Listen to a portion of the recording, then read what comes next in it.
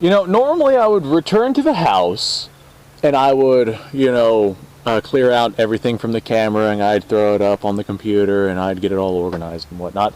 But I'm out here with a bunch of rifles on this table right here, and I figured, you know what, this would actually be a really cool comparison video because it's something that I have been thinking about forever now. So I'm out here with a couple of rifles, and what I'm doing is I'm comparing them. They're World War II era rifles, and they are very, very interesting comparisons. So let's go ahead and compare the No4Mk1, which was the British service rifle at the time, with the Mosin Nagant rifle. Very different rifles, but also share some similarities. Let's go ahead and get into that. So the Mosin Nagant fires... Oh, is that Kevin screaming? Guys, Kevin's making noise. How do you like that? The Mosin Nagant fires a 7.62 by 54 rimmed cartridge, which is what we have right here. This is tool ammo, this is modern production stuff. And the Enfield fires a 303 British round, which is this right here. This is actually Wolf. And they are incredibly similar cartridges. I believe they even fire the same diameter projectile, if memory serves. Maybe this one's a 311 and this one's a 312, but incredibly, incredibly similar projectiles. They each have a rim on the cartridge, both 30 caliber. Like I said, basically incredibly similar cartridges, but I mean, they're not interchangeable by any stretch of the imagination. Despite the similarities of the cartridges, the rifles are incredibly different. So the Enfield rifle is a cock on close action as opposed to a cock on open action like the Mosin Nagant rifle, and it tends to be way smoother than the Mosin just because the production quality of the Enfield series was way higher than the quantity quality that the Mosin was focused on. The Russians were trying to get as many Mosins made as possible. Now, some edges were cut, some corners were cut when making the Enfield series during the war, but they were always good quality rifles, whereas, like, especially whenever Russia was going through some really bad times in the war, Mosin Nagant production quality really dropped in terms of quality. So, the Mosin Nagant 5-round bolt-action rifle. It is fed via stripper clip, just like the Enfield series, but the 5-round magazine in this rifle has a cutoff system, so the round on top is not necessarily fully interfaced with the rounds on the bottom, and this really helps prevent rim lock.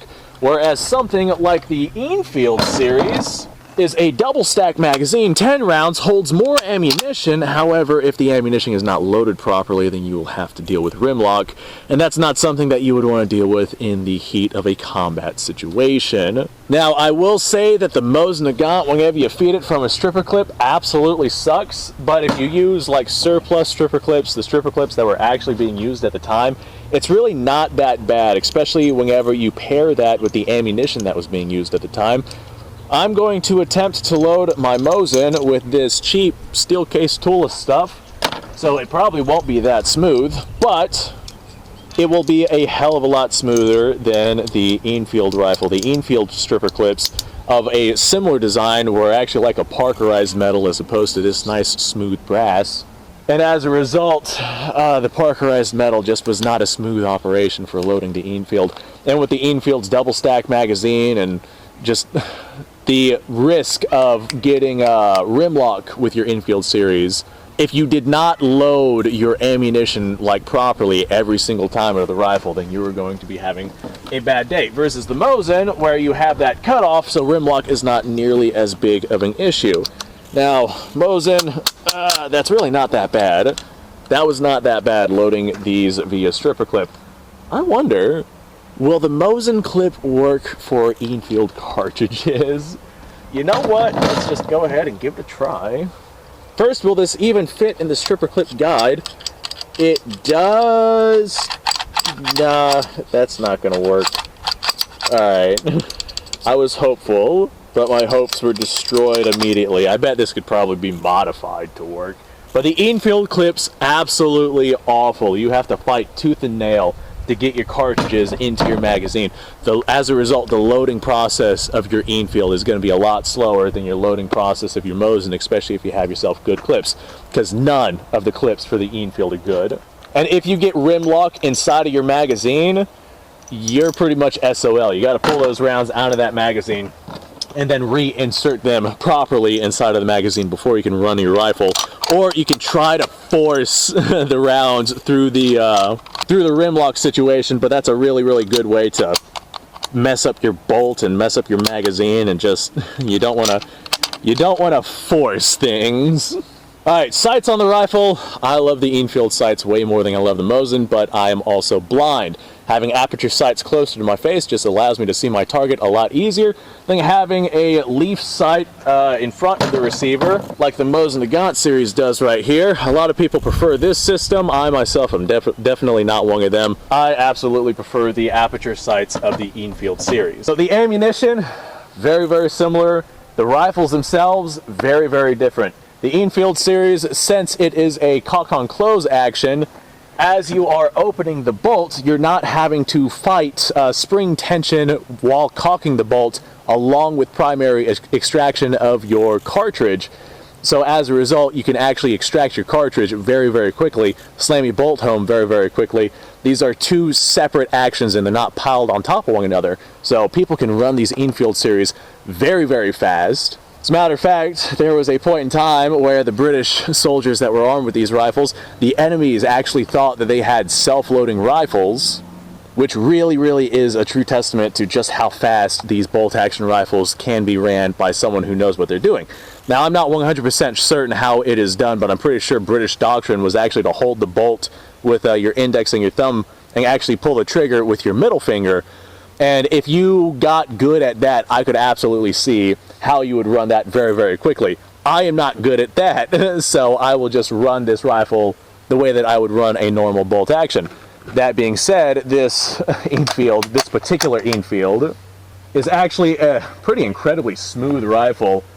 And honestly, I wish 303 British ammunition was not as expensive as it is, because I'd love to run this more. Oh, Nelly. If you want to support the channel and help me get more 303 British ammunition so I can run this more and make more content on it, then hey, Utreon and Patreon, link in the description. But after you fire your round, yeah, it's a pretty fast system. This Wolf ammo is not nearly as smooth as the ammunition that would be used at the time. But even then, this is still a pretty fast system. An incredibly smooth system. Well, I am out of 303 British ammunition.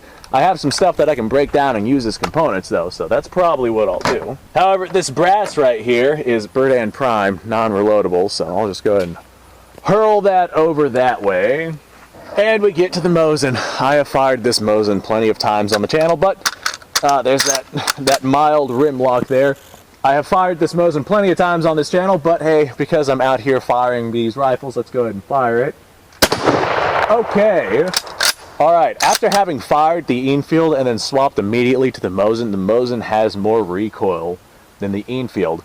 These are 148 grain projectiles. I imagine that the Enfield probably has very similar projectiles, but the butt pad on this Mosin, I mean, they're both just made of metal, but the butt pad on the Mosin is actually significantly flatter than the butt pad on the Enfield, and I can feel it. This feels like I'm holding a 2x4 against my shoulder versus that right there, which has much more contour behind it, and it is a much more pleasant experience to shoot. Now, I know that the Mosin 7.62x54 rim has roughly the same ballistic capabilities as a 30-06 when fired out of a full-length rifled Mosin. I also very much prefer the trigger on the Enfield. The Mosin is just a single-stage trigger that you pull all the way back until the rifle eventually goes off, and it takes a little while for that to happen, and it's not a smooth, clean trigger pull. It's gritty and nonsensical, whereas the Enfield is more like a two-stage trigger pull. You got a very clear wall that you have to break through, and it's not hard to break through that wall. You get some very accurate shots with the Enfield. I imagine that there's plenty of people out there that could get some very accurate shots with the Mosin. As a matter of fact, we've seen it several times throughout history, but they must have had one exceptional Mosin. Not all Mosins are made the same. Oh, Nelly. My shoulder hurts. So, Mosin, definitely a lot slower to fire. It's a lot stickier. I can fire this fast, but I cannot fire it Enfield fast. However, that being said, the rate of fire with a bolt-action rifle, especially if you have yourself like a bunch of people shooting bolt-action rifles, the rate of fire, like, it matters very minimally. If you have a bunch of dudes shooting Mosins, then I don't think that they're going to notice that the Enfield fires slightly faster than a bunch of dudes. Well, a bunch of dudes with Enfield firing slightly faster than a bunch of dudes with Mosins, if you have people with Mosins who know how to fire them quickly. And if the Mosins aren't particularly sticky Mosins, the Mosins can absolutely be some sticky actions. But they can also be made to fire pretty damn smooth, and you can fire them pretty damn quickly. Now that being said, the Mosin, much like whenever I was comparing the Mauser to the Enfield, the Mosin you could reload a lot faster, and you don't have to worry about a lot of the negative sides that come with reloading the Enfield. If you reload the Enfield improperly, you got yourself a problem with rim lock. Whereas there's no real proper way to load a Mosin because of the single stack magazine and that cutoff to stop rim lock from happening. But even then, just because of the sights, the better trigger, the higher capacity inside of the magazine, although it would be slower to load the Enfield just because of the difficulty of shoving rounds from a stripper clip into the Enfield.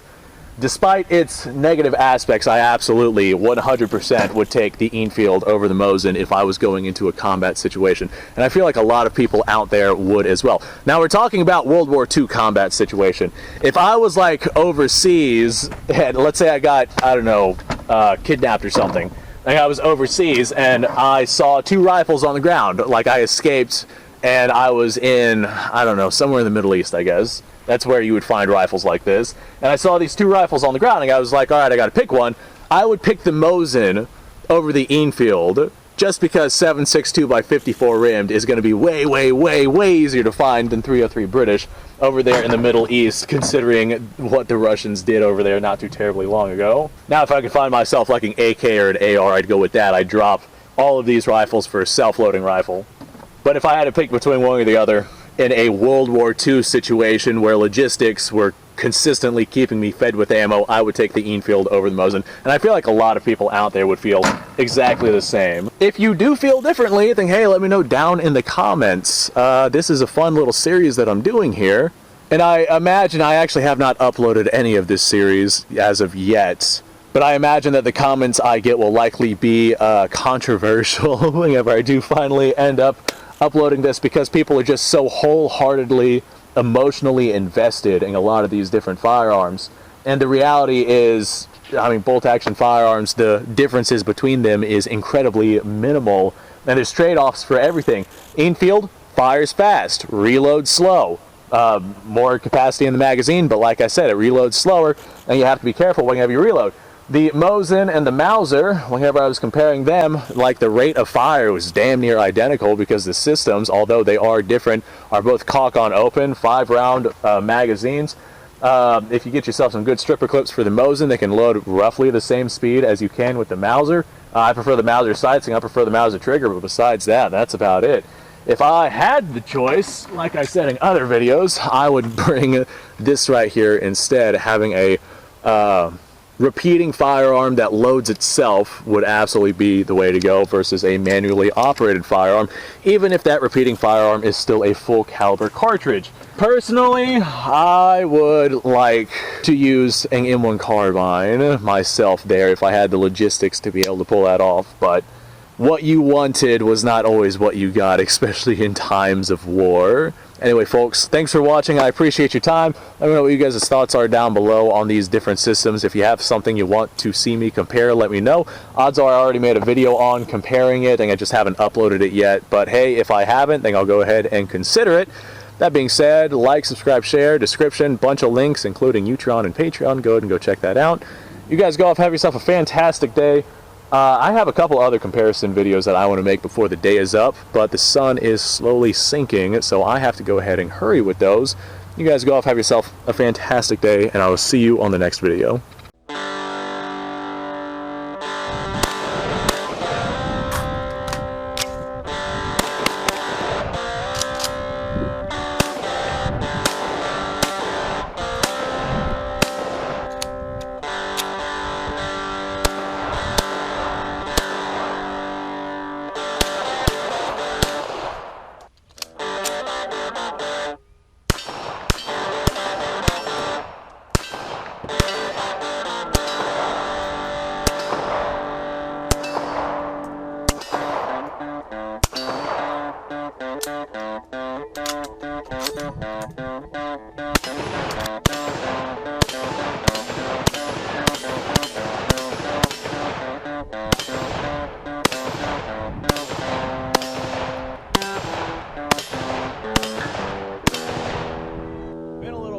once I've done this.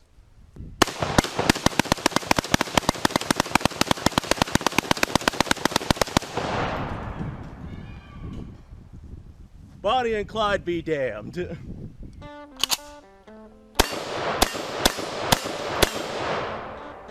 Poor man's Garrett.